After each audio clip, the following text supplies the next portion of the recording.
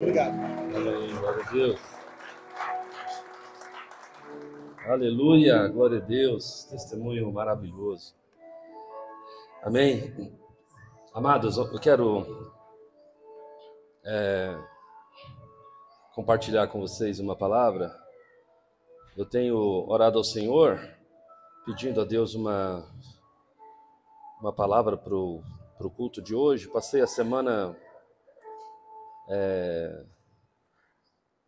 um pouco preocupado com isso, porque a palavra não estava vindo. E eu falei, meu Deus, o culto está chegando e eu preciso falar a tua palavra para aquelas pessoas. Eu não queria apenas abrir um texto e falar um sermão, eu queria que o Senhor Deus ministrasse algo no nosso coração. E ontem pela manhã, eu acordei com uma frase na minha cabeça.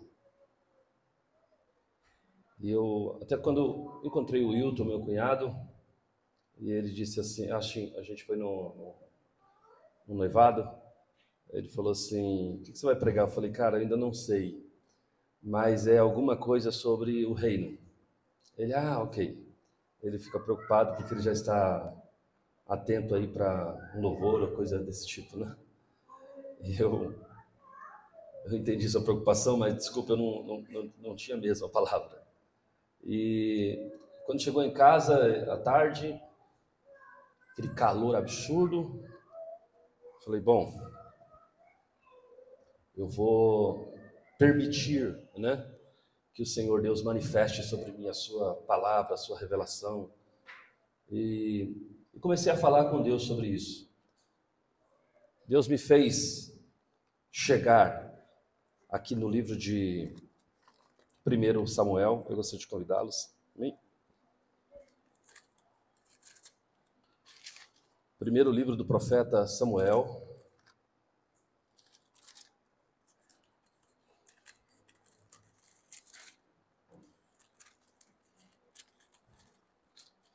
No capítulo de número 17, eu vou fazer algumas leituras em outros textos. Amém? Tentando aqui achar o texto. Aqui.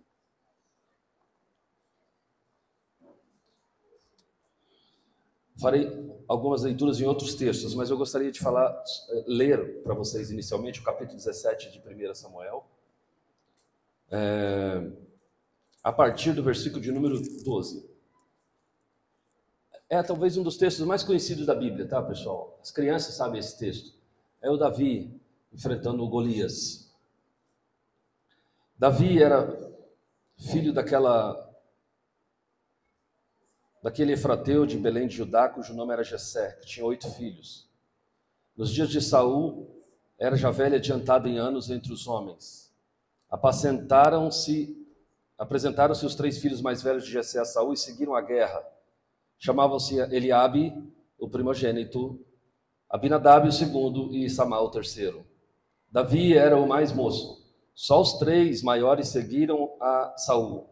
Davi, porém, ia a Saul e voltava para apacentar as ovelhas de seu pai em Belém. Chegavam-se, pois, os filisteus pela manhã e à tarde, apresentou-se por 40 dias. Disse Jessé a Davi, seu filho, peço-te para teus irmãos uma efa desse trigo tostado, e estes 10 pães, e corre e leva-os ao acampamento de seus irmãos. Porém, estes 10 queijos, leva-o ao comandante de 1000, que era o Saul, e visitará seus irmãos, para ver se eles estão bem, e trarás uma prova de como passam. Saul e eles e todos os homens de Israel estão no vale de Elá, pelejando contra os filisteus. Davi, pois no dia seguinte se levantou de madrugada, deixou as ovelhas com guarda, carregou e partiu, como Jessé lhe ordenara. E chegou ao acampamento quando as tropas já saíam para formar-se em ordem de batalha, e aos gritos chamava a peleja. Os israelitas e filisteus se puseram em ordem, fileira contra fileira. Davi, porém, deixando o que trouxera aos cuidados do guarda de bagagem, correu à batalha. Amém. Essa passagem bíblica é uma passagem muito especial e conhecida de todos. Todo mundo tem na sua vida, de alguma forma, um gigante. E eu gostaria de falar sobre gigantes hoje. Normalmente as minhas mensagens são mensagens expositivas, mas hoje eu gostaria de fazer uma mensagem de apenas 2 questões.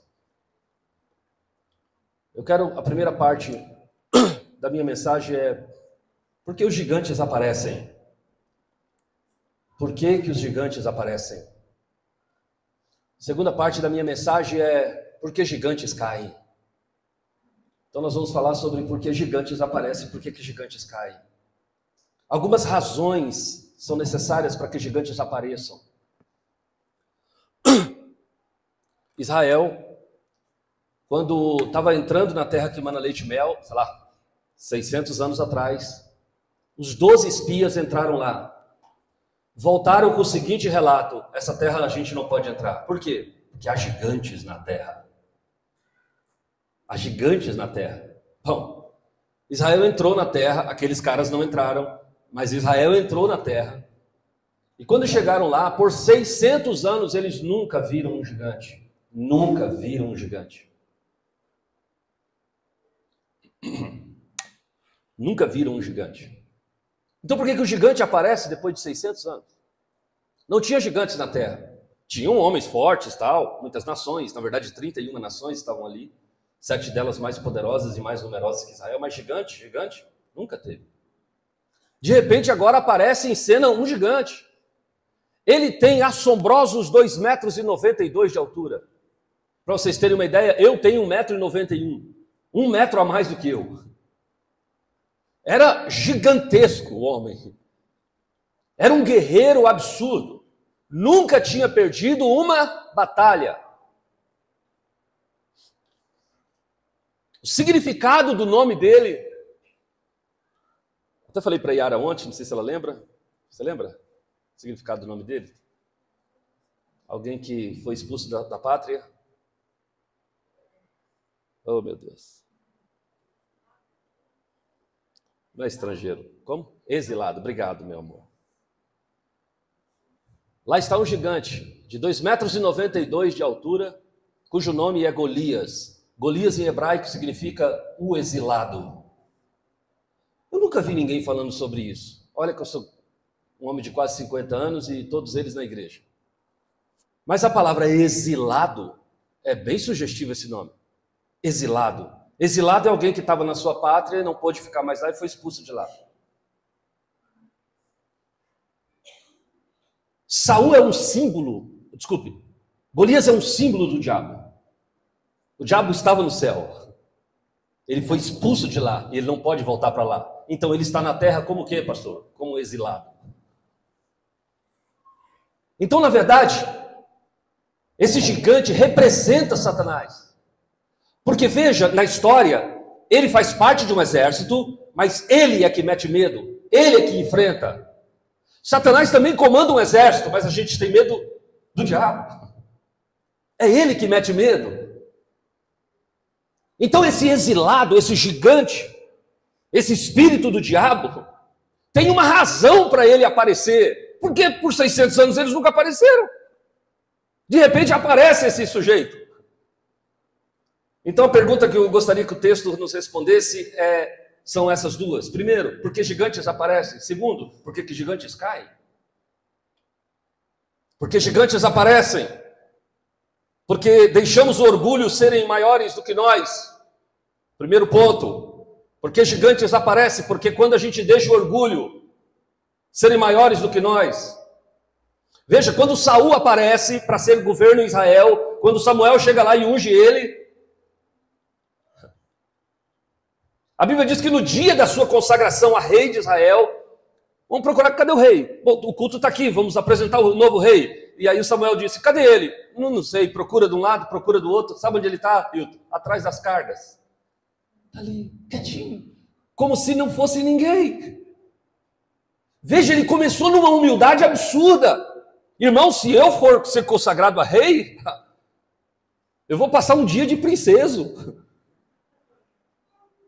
Cabelo, barba, melhor roupa.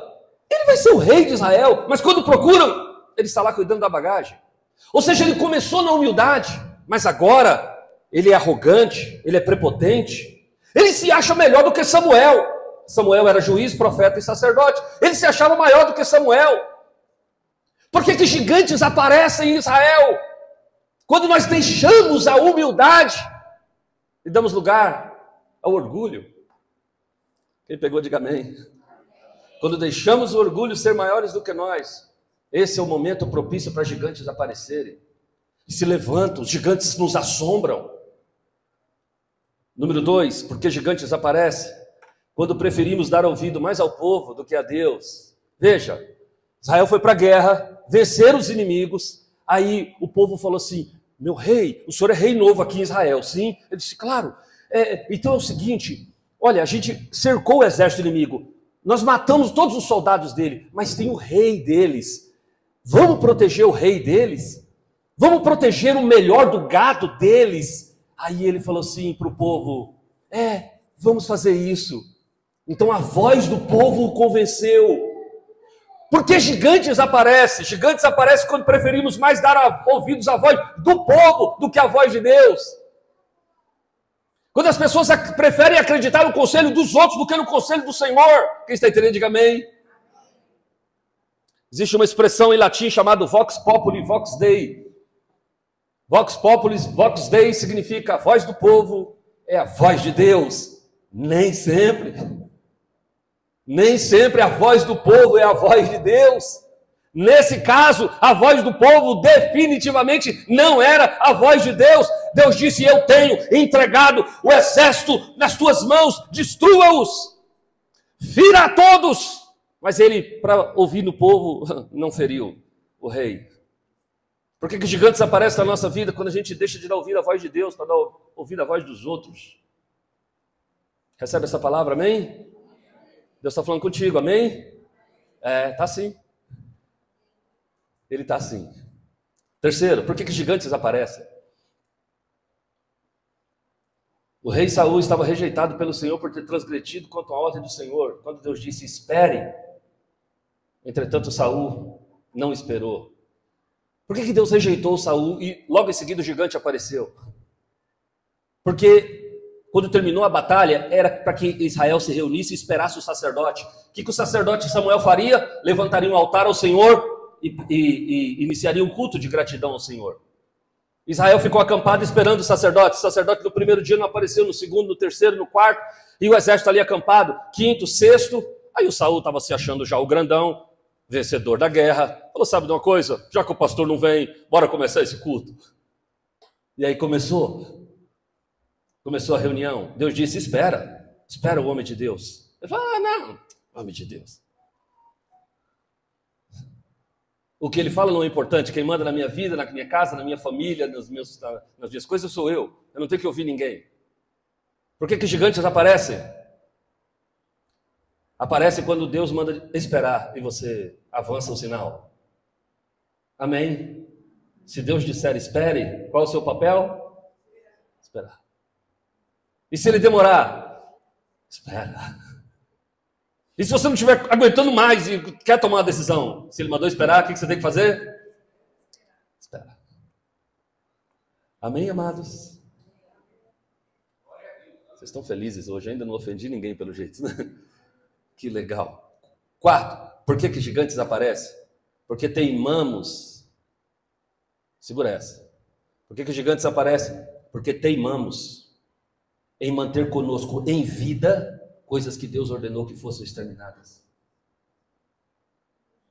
Amém?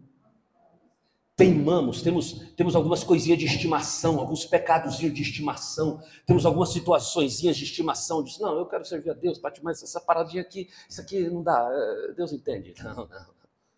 Não mantenha vivo aquilo que Deus mandou que fosse exterminado. Agora, se ele não estava falando, agora ele está falando contigo. Vira para essa pessoa e diga, é com você esse trem aí. Esse negócio é para você. Se Deus ordenou que determinadas situações fossem terminadas, elas terminam no momento em que Deus disse, isso tem que ser exterminado. Amém, amados? Quinto e último, por que gigantes aparecem? Gigantes aparecem quando grandes se apequenam. Quando pessoas grandes em Deus se apequenam. Você é grande em Deus, mas você está se apequenando. Olha para cá, Saul, ao invés de governar Israel, porque ele era o rei, agora ele estava sendo governado pelos seus medos, pelo povo, pelos seus favores, por seus demônios. Enquanto Deus mandou que ele governasse, ou seja, Deus deu a ele grandeza suficiente para ele governar, mas ao invés de governar, ele está sendo governado pelo povo, pela opinião dos outros, pela opinião da mídia. Ah, não, porque isso não é politicamente correto. Ei, Deus te fez grande, então haja como se grande fosse, porque grande és. Deus te fez grande, então haja como Deus te chamou para ser grande. Amém, amados? Glória a Deus. Então essas são as razões por que gigantes se levantam. Agora chega ao principal, que é esse que nos interessa bastante hoje. Por que gigantes caem? Algum de vocês, ou quase todos nós, temos em alguma área algum gigante que precisa cair hoje. Amém?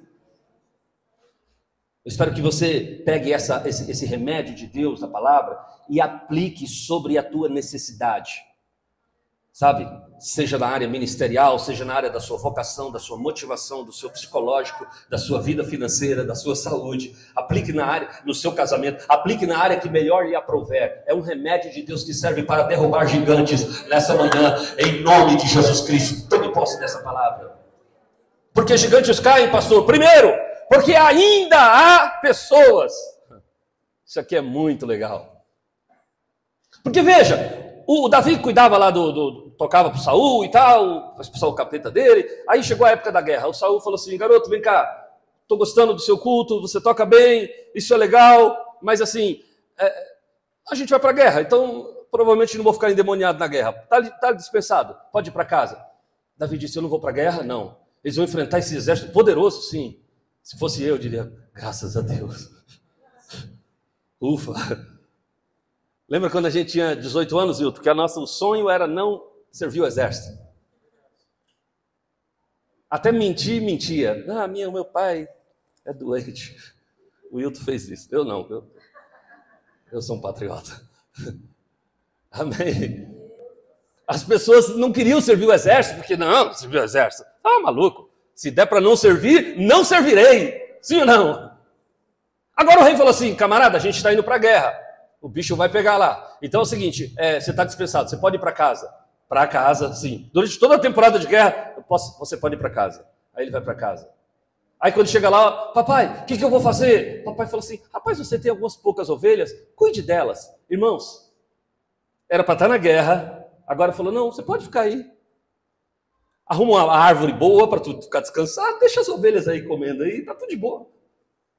Por que gigantes caem?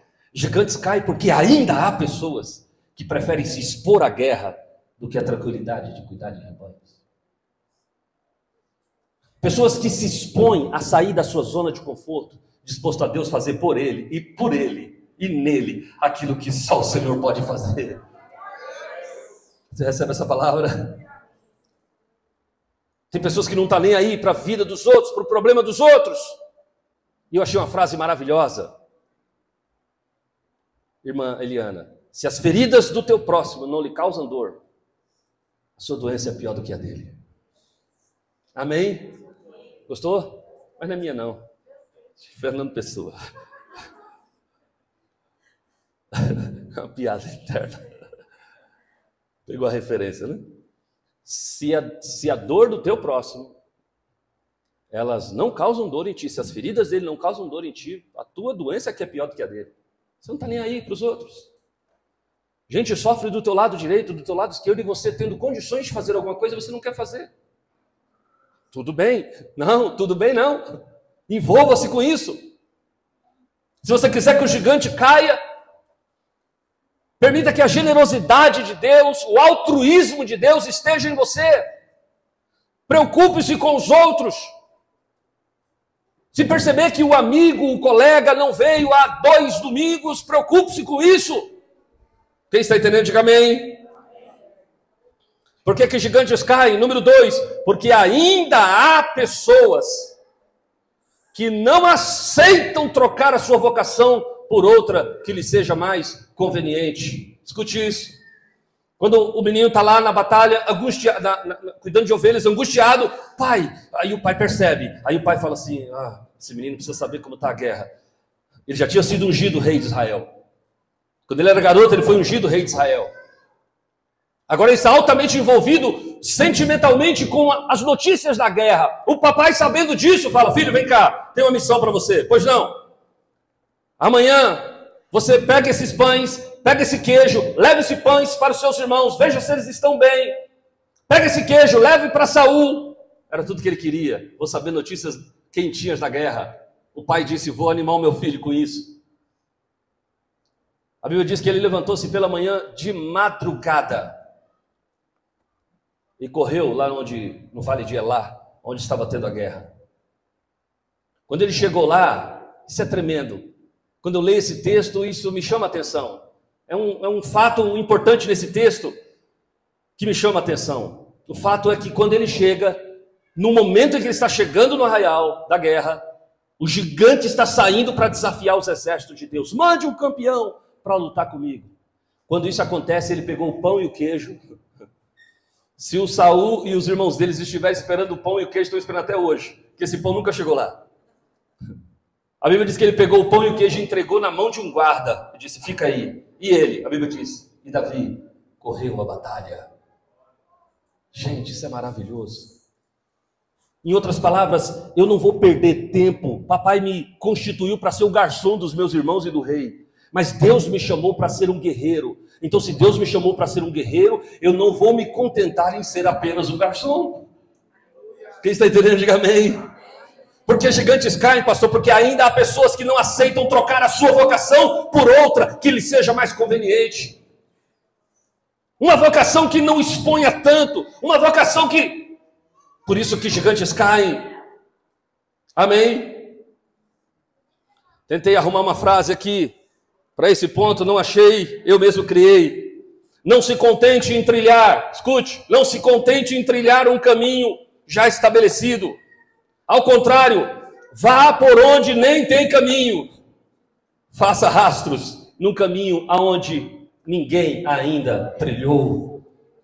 Ande na contramão do sistema, vá em direção daquilo que Deus tem para a sua vida. Se você entrar por caminhos conhecidos, você só chegará a destinos conhecidos, entre caminhos diferentes, e você verá o novo de Deus se estabelecer na sua vida. Recebe essa palavra, aplauda o nome do Senhor. Deus está nos chamando para que não troquemos a nossa vocação por outra, que seja mais conveniente. Porque gigantes caem. Número 3, escute. Davi, escute aqui, Davi recebeu a unção quando garoto. Sabe o que aconteceu logo depois da unção? Ele voltou a cuidar de ovelhas. Ninguém sabia que ele ia ser rei de Israel, só sua família. Aí lá, cuidando de ovelhas, a Bíblia diz que se levantou um leão para matá-lo. Você conhece a história? Pegou uma das suas ovelhas, o que ele fez? Foi lá e matou um leão. O garoto matou um leão, minha gente.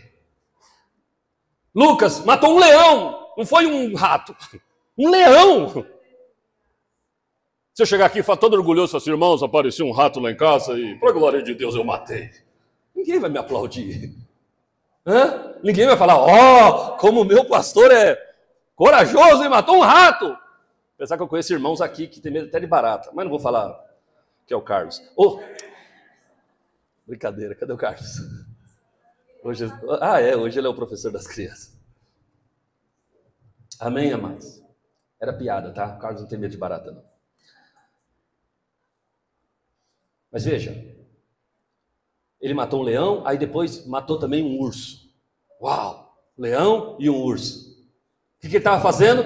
Voltou a cuidar de ovelha.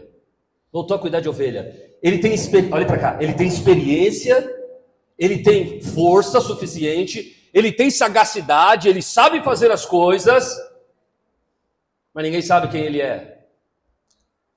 Tópico número 3, por que os gigantes caem? Porque currículos invejáveis não podem, diz o Senhor, ficar dentro das gavetas. Currículos invejáveis não podem ficar dentro das gavetas. Tem pessoas que estão vendo algumas áreas na casa de Deus sendo feitas de maneira sofríveis. Ele sabe fazer melhor do que aquilo, mas ele não se dispõe a fazer. Prefere manter o seu currículo dentro da gaveta. Amém? Tem gente que não se dispõe a fazer nada. Esses dias um pastor disse para mim: rapaz, apareceu lá o fulano de tal, citou uma pessoa conhecida, e estava lá, ficou lá na igreja. Não tem músico, não tem nada. E ele ficou lá ouvindo. De vez em quando o irmão pega um violão, está arranhando ali. E depois descobri que ele é pianista, já tocou até na Sala São Paulo. 2 anos na igreja do pastor, 2 anos na comunidade. Vendo os irmãos sofrendo com o som. Pianista que tocou até em grandes concertos no país. Sentado, guardando o currículo na gaveta. Aí pergunta por que gigantes não caem. Gigantes não caem porque não tem pessoas que pegam o seu currículo e dizem: conta comigo, já fiz isso, já matei leão, já matei urso, esse gigante só vai ser mais um. Aplauda o nome do Senhor. Deus não aceita que guardemos os nossos currículos dentro de gavetas. Israel, a igreja precisa e merece saber que aqui tem alguém que já matou leão e urso. Amém. Ah, pastor, eu não quero me expor. Ih, agora essa palavra pegará alguém. Ah, pastor, eu não quero me expor, sabe? Porque eu já sofri em muitos lugares. Ah, pastor, porque já... Talvez, para ser honrado, é preciso que as pessoas comecem a saber as razões das suas cicatrizes mais feias. Amém? No meu pensamento, querido Alain, claro, não está na Bíblia, mas no meu coração, eu entendi que alguém que... Eu até cliquei lá para ver como que são os ataques de ursos. Dificilmente, se alguém foi atacado por um urso, sobreviverá. Os cortes são profundos. Amém? Imagine. Ele enfrentou, ele tomou, a Bíblia diz que ele tomou uma ovelha da boca de um urso e da boca de um leão. Eles se engalfinharam. Ele foi tapa para cá e tapa para lá. Esse cara tomou. Tu acha que ele ficou de longe dizendo, começou a falar em língua estranha e o urso soltou? Não.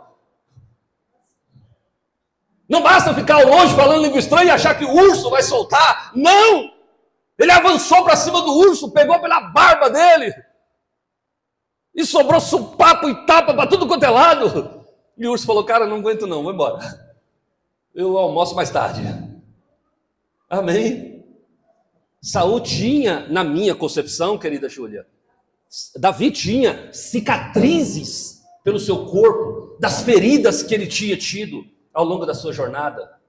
E tem gente que por causa das cicatrizes que tiveram, de um casamento que não deu certo, de um relacionamento que não foi legal, de uma vida que foi destruída por alguma forma, de uma queda absurda em outro lugar. Tem gente que acha que, sim, essas cicatrizes, elas são feias, e se as pessoas souberem o que eu fiz? Talvez para ser honrado por Deus, é necessário que pessoas comecem a saber as razões das suas cicatrizes mais feias. O tempo de ontem não interessa mais. Deus escreveu uma nova história para a sua vida. A partir de hoje é uma nova vida, uma nova história para a glória do nome do Senhor. Receba essa palavra do Senhor sobre a sua vida em nome de Jesus. Não importa o que você fez. Aliás, nós só somos hoje quem somos por causa de todas as experiências que passamos ao longo da nossa vida, sejam elas boas, ruins ou catastróficas. Todas essas experiências anteriores forjaram quem somos hoje no Senhor. E se Deus te escolheu hoje, essas coisas precisam ser mostradas, essas coisas precisam ser celebradas. Eu passei por grande dificuldade, mas o Senhor está comigo para a glória do nome do Senhor. Tem um louvor maravilhoso, já um pouco antigo, que diz que eu estou bem, mas já estive mal. Sou dia de sol, mas já fui temporal. Fui barco à deriva. Aleluia. Mas o Senhor me deu vida.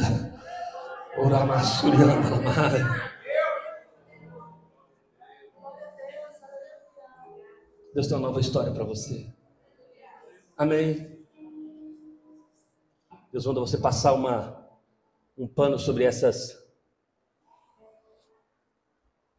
make que você passa nas cicatrizes da sua alma, do seu relacionamento. Porque se você vive assim, Satanás diz, descobriu um ponto fraco. Ela odeia que fala sobre aquilo. Satanás sempre terá alguém para falar assim, e a irmã, né, que foi casada com o Joãozinho, né? E depois foi casada com o Chiquinho. Aí você fala, amém? Está na hora de você passar um lenço do Espírito Santo sobre todas as suas cicatrizes e dizer, pode ver, esse é quem eu era e esse é quem eu sou, Senhor, para a glória do nome do Senhor. Aplauda o Senhor, bendito seja o nome precioso do Senhor. Por que gigantes caem? Número 4, porque grandes pessoas, querido Márcio, lutam por bravura, mas também lutam por prêmio. Preste atenção nisso. Grandes pessoas lutam por bravura, mas também lutam por prêmios. Porque definitivamente precisamos escolher as nossas batalhas. Amém? Deus está falando com alguém aqui nessa manhã. Precisamos escolher melhor as nossas batalhas.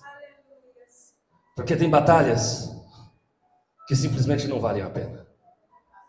Amém? Recebe essa palavra? Será que Deus está falando? Será não? Ele está falando com você? Tem batalhas que simplesmente não valem a pena. Você está empreendendo uma guerra que você não será vencedor. Amém, amados? Sabe por que Davi foi lutar? Porque ele tinha altruísmo. Ele era um sujeito bravo. Ele sabia que ia ser rei de Israel, ele estava defendendo a pátria dele. Mas olhe para cá. O rei mandou colocar no Jornal Nacional Jornal Nacional de Israel, o homem que decidiu lutar contra esse gigante e o vencer, vai receber, não vai pagar impostos, nem ele, nem a família dele, ninguém paga mais nada, nem IPTU, nem IPVA, nada, não paga mais nada. Está imune de todos os impostos federais, municipais, estaduais, não precisa pagar. E outra, o sujeito que for bravo o suficiente para vencer o gigante Golias, eu vou dar a minha filha mais velha para casar com ele. Filha do rei, filha do rei. Filha do rei. Tem gente se matando pela filha do cão. Imagina pela filha do rei. Não aqui não tem as filhas do cão não, aqui só tem filha do rei. Mas tem gente... Oh, meu Deus, ainda bem que não está ao vivo, dá para editar essa parte. Antes de ir para o YouTube. Tem gente que se mata por cada trambolho, gente. Por cada gente que você fala, meu Deus, o que esse cara tem na cabeça? Meu Deus, o que essa mulher tem na cabeça? Guerreando por um atribulado, noia, sei lá. 4 filhos no bairro, mais 4 no Mimais. É que eu sou apaixonada por ele, pastor. Minha irmã está vendo que essa guerra é furada. Quem está entendendo? Diga amém. Gente, grandes pessoas lutam por bravura, mas também lutam por prêmio. Escolha bem as suas batalhas, pois há coisas da qual não vale a pena desembainhar a sua espada. Às vezes eu coloco alguma frase no Facebook ou em qualquer outra rede social, aí vem alguém e diz, mas a palavra de Deus... Primeiro que já escrevendo em português tudo errado. A vontade é puxar a espada, mas eu falo, não vale a pena. Antes eu puxava e ficava debatendo até 5 da manhã. Apresentava 715 versículos. Enquanto o sujeito não cansava ou calasse a boca, eu estava ali lutando. Eu era desses. Mas hoje simplesmente tem coisas que eu embanho a espada de novo. Não vale. Excluo o comentário ou o próprio post, só para não ter confusão. Escolha bem as suas batalhas. No caso de Davi está falando assim, eu vou lutar aqui, eu vou vencer esse cara, eu já venci leão e urso, eu vou vencer esse cara. E outra coisa, eu vou casar com a filha do rei. A minha vida de periferia do palácio vai acabar. A partir de agora eu vou sentar na mesa. Quem pegou, diga amém. Lute por coisas que te façam sentar-se à mesa da honra. Deixa eu repetir essa palavra. Lute por coisas que te levarão à mesa da honra. Por essas coisas que te levarão à mesa da honra, vale a pena você desembanhar a espada. Recebe essa palavra em nome de Jesus. Hilton, pode tocar aqui, querido? Também? Amém. Quinto, penúltimo. Por que gigantes caem? Gigantes caem porque ainda há pessoas que preferem acreditar no seu próprio potencial do que em armas dos outros. Isso é tão maravilhoso. Eu sou professor de teologia há 23 anos. E o que eu vejo de pregadores assim? Eu critico isso em toda aula para os alunos, para que eles aprendam. Busque no Senhor. Busque no Senhor, busque no Senhor. Alguns falam assim, eles preparam, ele recebe um tema, Marisa, e aí vão pregar sobre aquele tema. Aí eles abrem a Bíblia, Deus fala com ele algumas coisas, ele anota uns pontos. Aí ele liga. Então, pastor, fui convidado para pregar num congresso que o tema é tal. Aí eu, legal. E você pensou sobre o quê? Eu sempre jogo para ele.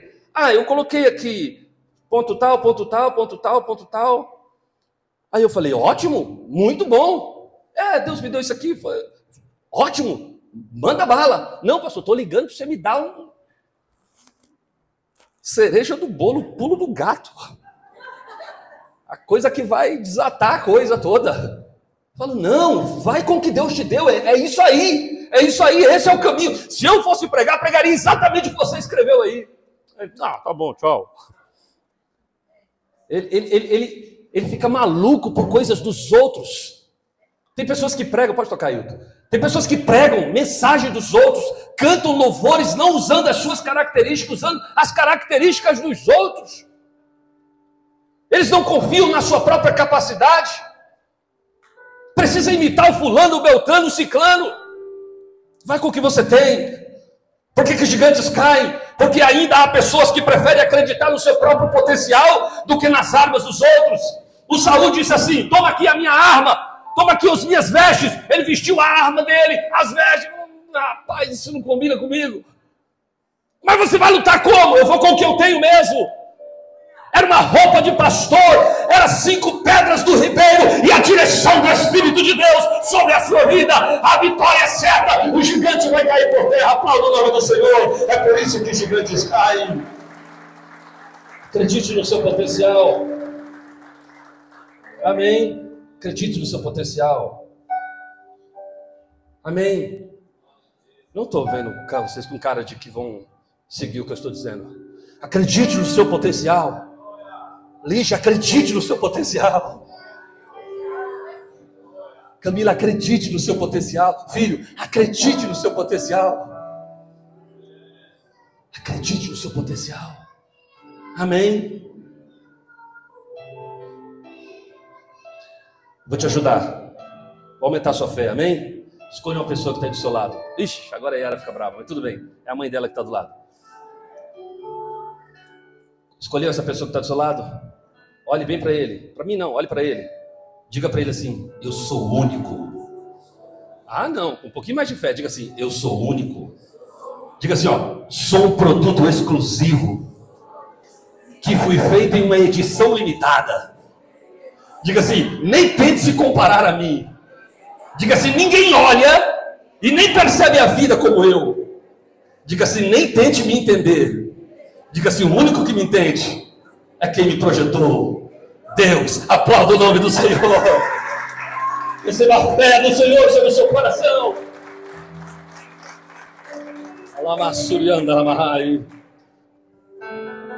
E por último, por que gigantes caem?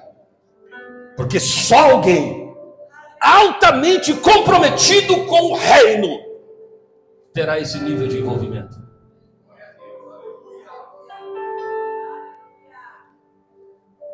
Tem gente que não tem sonho nenhum no reino de Deus. Vai se envolver para quê? Amém? Não tem sonho nenhum, não tem propósito nenhum no reino. Nem estão aqui esses. Amém? Só alguém altamente comprometido com o reino tem esse nível de envolvimento com o reino. Amém? Tem pessoas que são bons crentes, irmãos. servos do Senhor, temem a Deus, mas não tem envolvimento com o reino. Ele tem envolvimento com as suas coisas, com os seus negócios, com a sua empresa, com o seu trabalho, com a sua carreira, com a sua família, seu, meu, eu. Usa pronomes egoístas para dizer: eu tenho que cuidar primeiro do meu, eu tenho que pagar primeiro o meu, eu tenho que fazer primeiro o meu. Só alguém comprometido altamente com o reino. Davi estava. Um dia um profeta chegou para ele e disse: ei, Deus vai te dar o reino. Jesus olhou para os seus discípulos e disse: ei, discípulos, olhem para cá. O Pai quis dar a vocês o reino. O Pai, no seu coração, decidiu dar a vocês, sabe o que? O reino. Agora, qual o nível de comprometimento que nós temos com esse reino que herdamos? Você não lutou por ele? Amém? Quero terminar as minhas palavras fazendo duas perguntas, e eu gostaria que essas perguntas elas ecoassem aí nos próximas horas, nos próximos dias. Amém? Seja muito sincero com você mesmo e com Deus. Na sua agenda, cabe Ele? Na sua agenda, cabe Ele? Cabe o Senhor? Ou Ele é um item assim, tipo, se rolar eu vou lá falar um oi para Ele no culto. Na sua agenda, cabe Ele? Segundo, se Ele cabe na sua agenda, que lugar que Ele está nela? Amém? Que lugar que Ele está nela? Porque Deus agirá para nós, ou por nós, do mesmo jeito que nós agimos para com Ele. Eu já falei qual é o princípio de Deus. Eu amo os que me amam, e os que de madrugada me buscam, me acharão. Do mesmo jeito que é a intensidade da sua procura por mim, será do mesmo jeito a minha intensidade por resposta a você. Então isso daqui não é te chamando a responsabilidade, isso é um convite a viver algo melhor. Na sua agenda cabe Ele? Segundo, se cabe Ele, em qual lugar Ele está na sua agenda? Terceiro e último, o que você estaria disposto a fazer por Ele? Amém? Quero orar por você nesta manhã. Fique de pé em nome de Jesus.